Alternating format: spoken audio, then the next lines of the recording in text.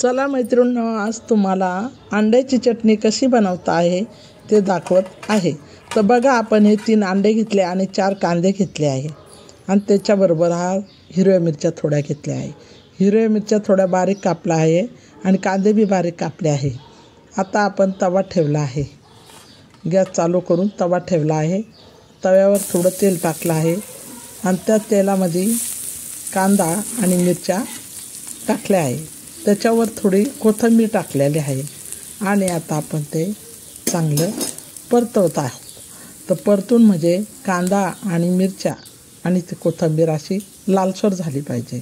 तर आता हे चांगलं असं मस्तपैकी लालसर झालेलं आहे। आता आपण त्याच्यावर थोडीशी हळद आणि मीठ टाकलेलं आहे, थोडंसं लाल तिखट बी टाकलेलं आहे।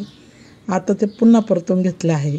नंतर त्याच्यावर आपण हे 3 अंडे टाकलेले आहे आणि तिन्ही अंडे आपण त्याच्यावर असे एकसारखे असे कांद्याला वरून अंडे टाकून एकदम खालवर केलेलं आहे आणि सर्व एकत्र मिक्स केलेले आहे। अंडे आणि कांदा आणि मिरची आणि मीठ आणि हळद।